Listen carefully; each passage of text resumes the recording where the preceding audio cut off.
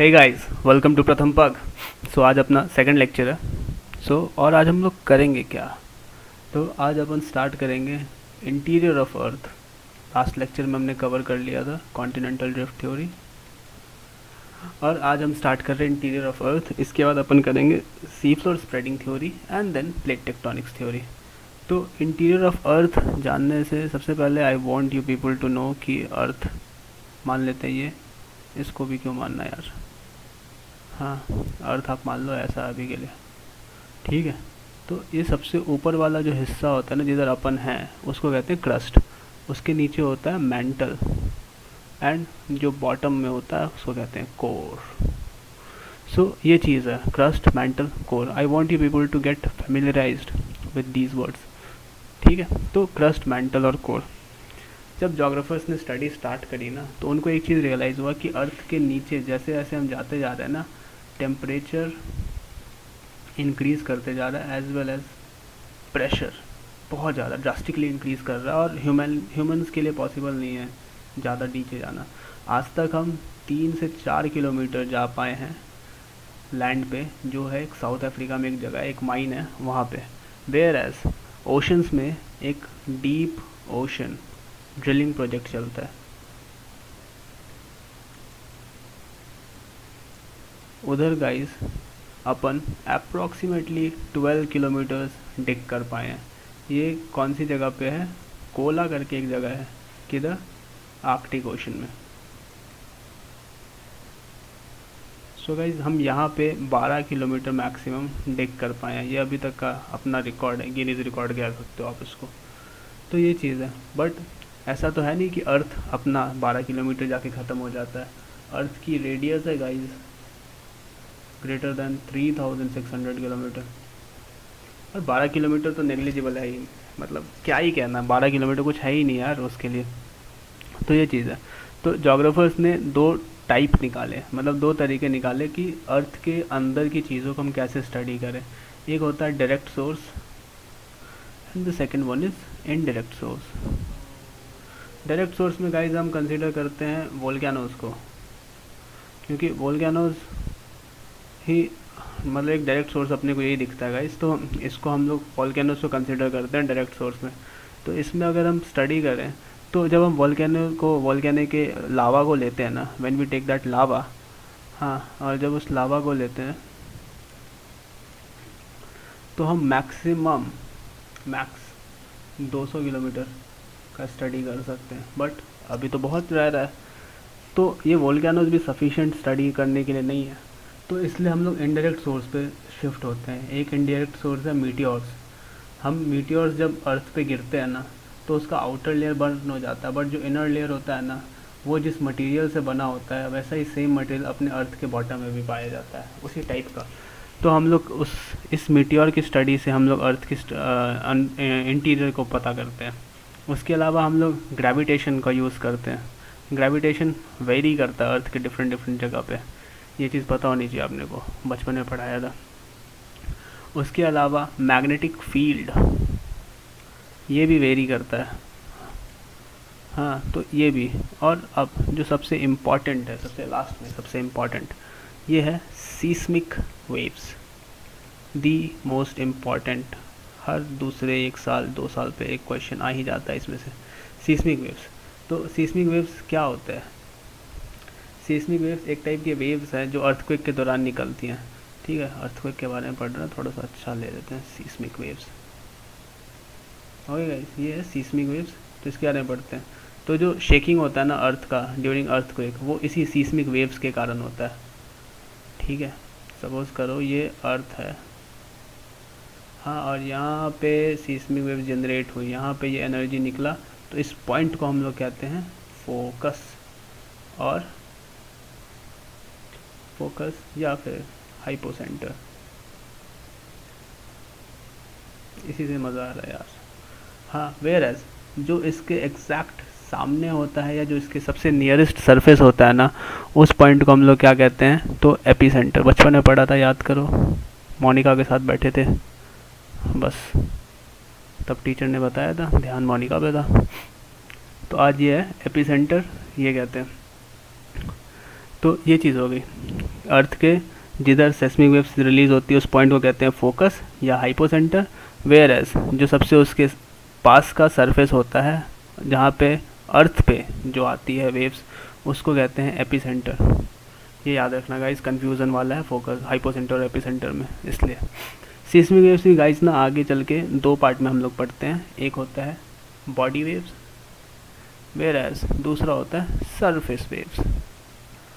तो body waves में भी गाइस हम लोग आगे जो अर्थ की बॉडी के अंदर जनरेट हो, यहाँ पे जनरेट हो, इस चीज़ को हम कहते हैं कौन सा wave, body wave. Whereas जो सरफेस पे जो वेव आए ना, जो वेव सरफेस पे आए उस वेव को हम क्या कहते हैं, तो उस वेव को कहते हैं सरफेस वेव्स। तो बॉडी वेव से फर्दर हम लोग दो टाइप में पढ़ते हैं, प्राइमरी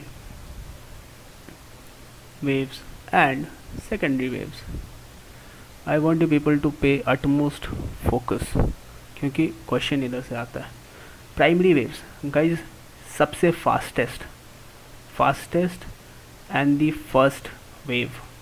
अर्थक्वेक में सबसे पहला कोई वेव पूछे ना तो बोल देना भाई प्राइमरी है, तभी तो नाम प्राइमरी वेव्स पड़ा है उसका। वेयर एज सबसे फास्टेस्ट होते हैं और ये साउंड लाइक होते हैं, that is they can travel in all three mediums. Travel, sorry spelling गलत क्यों लिख रहा हूँ यार, हाँ, सो ट्रैवल इन थ्री मीडियम्स। उसके अलावा एक और चीज़ होती है कि ये पैरेलल ट्रैवल करते हैं, यानी कि कंप्रेशन और रेयर फ्रैक्शन होता है। यानी इसके कारण क्या होता है कि रॉक्स की मूवमेंट ऐसी ही होती है जिसके कारण ये डैमेज कम कॉज करता है। लीस्ट डैमेज जो होता है, सबसे फास्टेस्ट है बट देख लो कितना हम्बल है, लीस्ट डैमेज कॉज कर रहा है। हाँ गाइस, तो ये देख लो कितना हम्बल है, लीस्ट डैमेज कॉज कर रहा है। ये चीज़ें इंपॉर्टेंट है पी वेव्स के बारे में। वेयर एज सेकेंडरी वेव्स के बारे में गाइज कुछ चीज़ें याद रखो। सबसे पहले तो secondary wave half of the speed में ट्रैवल करती हैं।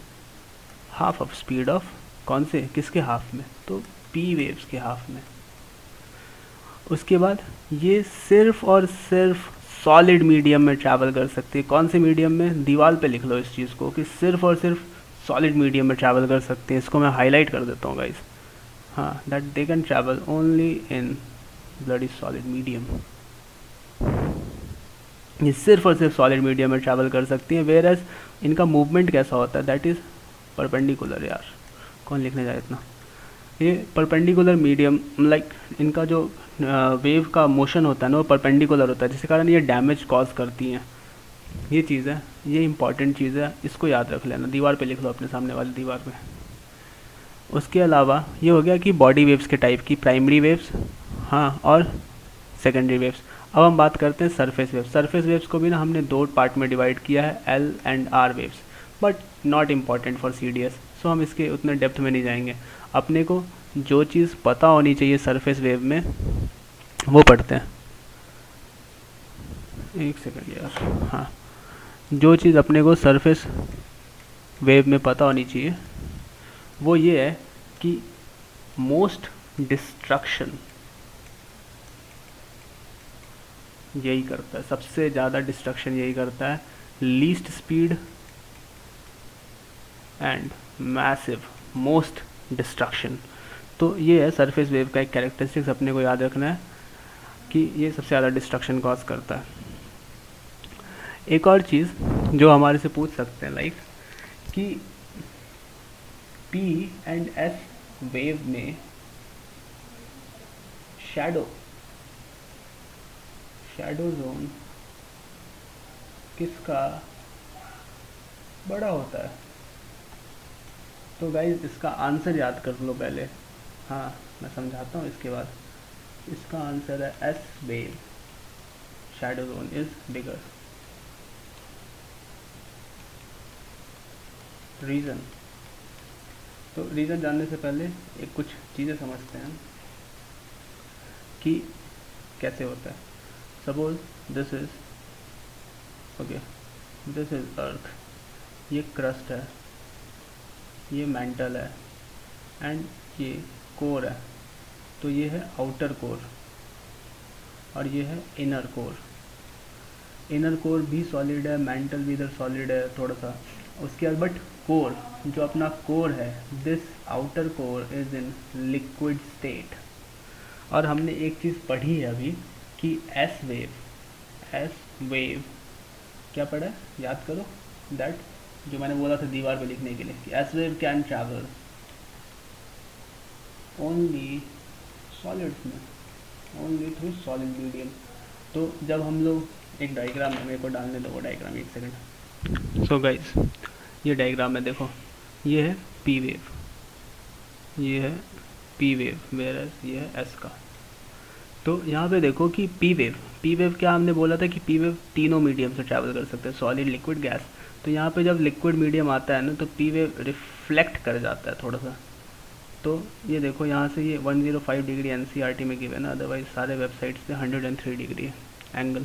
तो ये जो 105 डिग्री के एंगल पे आता है ना, तो 105 डिग्री से 142 डिग्री, यानी इस डिग्री में यहाँ पे कोई डायरेक्ट पी वेव्स आती नहीं है, वो थोड़ा सा डिफ्लेक्ट कर जाती है, रिफ्लेक्ट कर जाती है।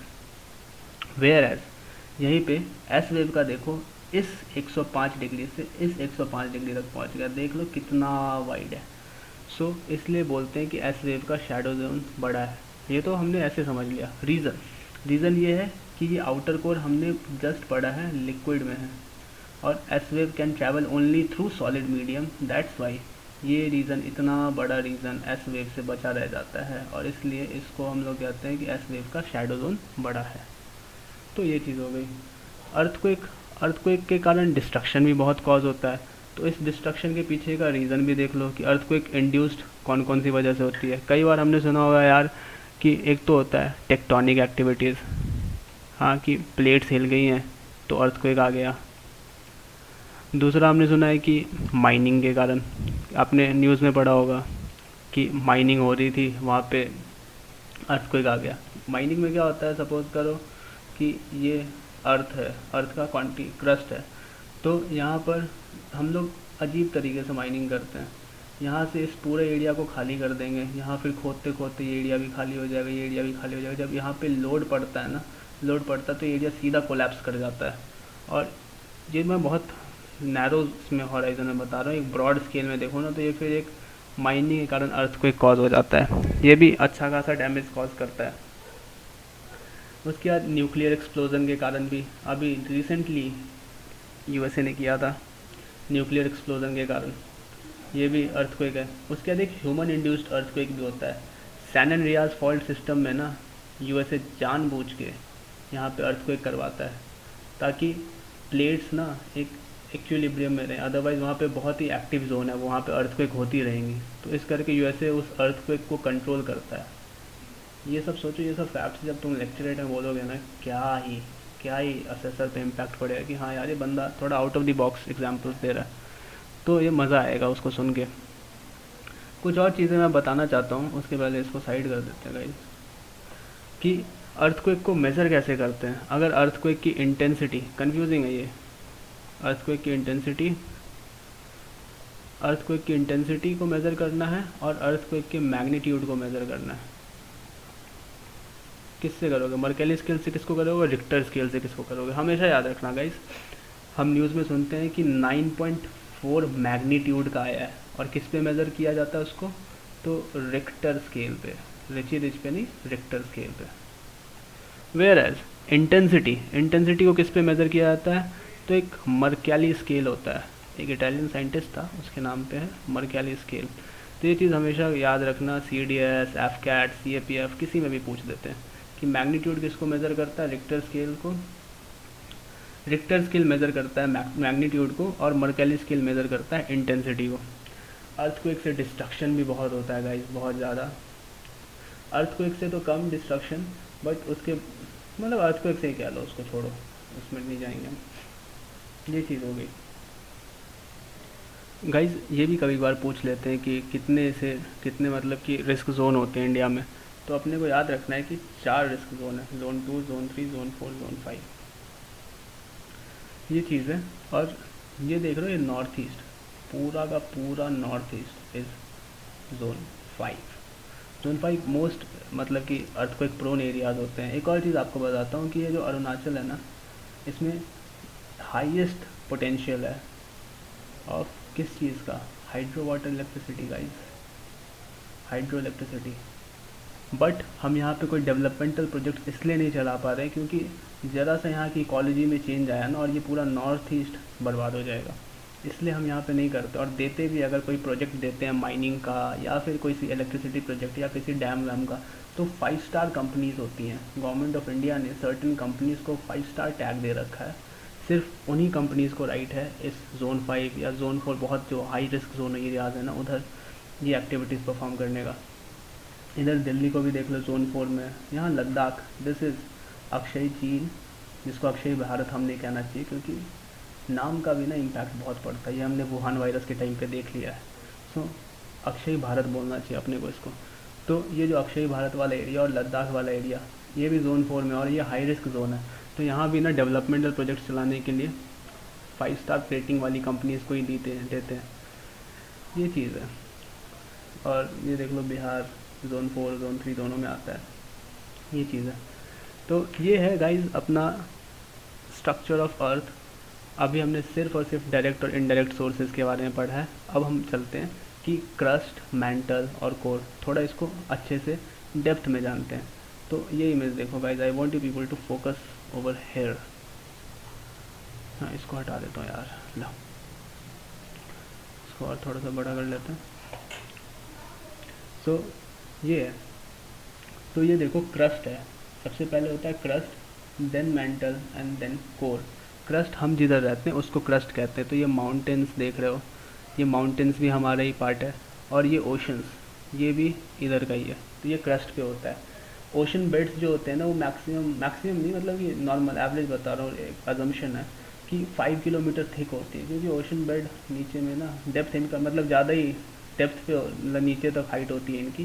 तो ये जहाँ पे बॉटम जो इनका बेड होता है वहाँ से ज़्यादा 5 किलोमीटर थिक होता है, और उसके नीचे फिर मेंटल स्टार्ट हो जाता है। वेयर एज जो कॉन्टिनेंटल क्रस्ट है, इसको कॉन्टिनेंटल क्रस्ट बोलते हैं, कॉन्टिनेंटल, क्योंकि लैंड मास है ना गाइस, तो कॉन्टिनेंटल क्रस्ट है। कॉन्टिनेंटल क्रस्ट नॉर्मली 35 से 36 किलोमीटर थिक होते हैं, बट अपने हिमालय के केस में अपन यूनिक हैं लोग, हाँ, तो हमारा है 70 किलोमीटर थिक। क्यों? क्योंकि यहाँ पे एबडक्शन हुआ है, इंडियन प्लेट यूरेशियन प्लेट के नीचे जा रहा है, जिस करके ना दोनों की हाइट डबल अप हो गई है, हिमालय इसलिए अभी भी बढ़ रहे हैं गाइस। तो वो जो लैंड कॉन्टिनेंट है ना 70 किलोमीटर तक डेप्थ में है, नीचे उनकी हाइट है। तो ये चीज़ है, इसलिए हिमालय में कभी वोल्केनोज इरप्ट नहीं होते, ये रीज़न है। ये अभी सुन लो, माइंड में रह जाएगा, आगे मैं इसको अच्छे से पढ़ाऊँगा तो क्लिक करेगा, ये चीज़ है। तो क्रस्ट ये हो गया कि क्रस्ट इसको कहते हैं। वेयर एज क्रस्ट के नीचे आता है मेंटल। मेंटल का जो अपर 200 किलोमीटर्स होता है ना गाइज, उसको हम कहते हैं एस्थेनोस्फेयर। हाँ, उसको क्या कहते हैं, उसको हम कहते हैं ये रहा एस्थेनोस्फेयर, अपर 200 किलोमीटर। इधर ही होता है मैग्मा, जो फर्दर ऊपर उठ के लावा बनता है और फिर बहता है वोल्केनो की तरह। तो ये होता है मेंटल के अपर 200 किलोमीटर पे। आउटर ये हो जाता है अपर मेंटल, और ये होता है लोअर मेंटल। अगर आप गाइस यहाँ देख रहे हो ना, आपने एक वर्ड सुना होगा लिथोस्फेयर। तो लिथोस्फेयर हम कहते किसको हैं, तो क्रस्ट प्लस अपर मेंटल बनता है, इसको बोलते हैं क्या, लिथोस्फेयर। वेयर एस्थेनोस्फेयर किसको बोलते हैं, अपर मेंटल का ही जो 200 किलोमीटर का पार्ट होता है ना गाइस, उसको बोलते हैं एस्थेनोस्फेयर। उसको क्या बोलते हैं, एस्थेनोस्फेयर। ये बहुत कंफ्यूजिंग है, कई बार कंफ्यूजिंग हो जाता है, इसलिए अच्छे से एक बार मैं इसको अच्छे से लिख देता हूँ। हाँ, मेरी हैंडराइटिंग थोड़ी सी ख़राब है। कि lithosphere comprises crust plus upper mantle, whereas asthenosphere सिर्फ और सिर्फ अपर मेंटल, एंड इसका भी टॉप 200 किलोमीटर। तो ये चीज़ हो गई एस्थेनोस्फेयर के लिए। उसके बाद हम लोग आ जाते हैं कि क्रस्ट हो गया, मेंटल हो गया, देन गाइज अपने पास हम लोग के पास क्या बचता है, कि क्रस्ट, एक सेकेंड यार, ये सॉरी, हाँ, ये कोर आ जाता है, यहाँ देखो ये रहा कोर गाइस। तो ये होता है आउटर कोर, इसके बारे में हमने अभी जस्ट पढ़ा है that it is in liquid state. हाँ, और ये हो गया इनर कोर, ये सॉलिड होता है, intense high temperature and pressure guys, बहुत हाई टेम्परेचर और pressure, we can not even imagine. तो ये चीज़ें होती हैं यहाँ पे। तो इंटेंस सॉलिड, ये हो गया कोर के बारे में। आउटर कोर लिक्विड स्टेट, ये याद रखना, outer core is in liquid state and inner core is in solid state. एक और चीज़ मैं आपको यहाँ बताना चाहता हूँ कि इसको आप ऐसे देखो, ये हो गया ना सियाल, इसको सियाल भी कह लेना, इसको सीमा कहो, और इसको कहो नीफे। ये कह रहे हो क्या लिख रहे हो आप ये? तो crust is made up of silicon as well as aluminium. हाँ, उसके बाद मेंटल बना अपना सीमा से, silicon magnesium, and this is nickel and iron core. और जैसे जैसे हम लोग नीचे जाते हैं, अर्थ के सरफेस में नीचे जाते जाएंगे, डेंसिटी घटेगा? नहीं, बढ़ेगा, डेंसिटी बढ़ता जाता है, इसलिए सबसे डेंसर मटेरियल आपको नीचे मिलता जाएगा। ये चीज़ हो गई। अब मैं आपको चाहता हूँ कि आप इस इमेज को देखो, इसको नीचे ले लेते हैं। ओके, नहीं आ रहा था, चलो इसको यही देखते हैं। आ गया? सो गाइज, ये देखो, यहाँ पे देखो, नीचे से स्टार्ट करते हैं। इसका मेरा एक ट्रिक है खुद का, मैं बताऊँगा अभी आपको। ये देखो इनर कोर यहाँ पे, और इनर कोर और आउटर कोर, इन दोनों के बीच का जो गैप है या जो एरिया है ना, उसको कहते हैं लेहमान डिसकंटिन्यूटी। एग्जैक्टली यही सब क्वेश्चंस पूछते हैं, what is the discontinuity, name the discontinuity between outer core and inner core. तो उसका आंसर होगा Lehmann discontinuity. Lower mantle outer core, क्या नाम है इस डिसकंटिन्यूटी का? Gutenberg. Upper mantle lower mantle, इन दोनों के बीच में जो डिसकंटिन्यूटी है, इसका नाम क्या है? रेपेटी। वेयर एज क्रस्ट और एस्टेनोस्फीयर कह लो, या फिर लोअर क्रस्ट और अपर मेंटल के बीच का जो डिसकंटिन्यूटी है, उसका नाम होता है Moho. Whereas crust, outer crust और इनर क्रस्ट, उन दोनों के बीच में जो डिसकंटिन्यूटी होती है, उसका नाम होता है कॉनरैड डिसकंटिन्यूटी। कंफ्यूजिंग है, इसको याद करने का ट्रिक देता हूँ मैं आपको। यहाँ पे ये देखो, सबसे पहले हमने कैसे याद देखा था, ये है इनर कोर, ये है आउटर कोर, ये है बिंदास मिंटोस जिंदगी। तो आउटर कोर ये है, यहाँ से करते हैं, कंफ्यूज हो जाता हूँ मैं भी यार। क्रस्ट है, हाँ, ये है लोअर क्रस्ट और ये है अपर क्रस्ट। ये है आउटर मेंटल और ये है अपर मेंटल बोलो, आउटर मेंटल बोलो, लोअर मेंटल बोलो, इनर मेंटल बोलो, जो मर्जी बोलो, बट बोलो। तो ये चीज़ है। हाँ, इसको अच्छे से कर देते हैं गाइस, नहीं तो बोलोगे क्या ही कर रहा है, कलर अच्छा नहीं लग रहा यार, चेंज करता हूँ इसको, दिस वन। तो यहाँ पे आया अपर मेंटल। तो सबसे पहले हमने याद किया था कि आउटर कोर और इनर कोर के बीच में जो डिसकंटिन्यूटी होती है ना, उसको लेहमान बोलते हैं। हाँ, इसको गटेनबर्ग, और यहाँ पे रेपेटी, और ये एम से, और ये कॉनराड, और यहाँ मोहो। तो इसको मैंने याद करने का तरीका बनाया, नीचे से ये बॉटम अप अप्रोच है, LGR MC याद कराने की ज़रूरत नहीं पड़ेगी, आई होप। LGR का कर लो लगे रहो, L का लगे, GE लगे रहो। हम अपने दोस्त को बोलते हैं ना, मान लो बंदी के साथ हो तो लगे रहो, आगे MC लगा लो यार।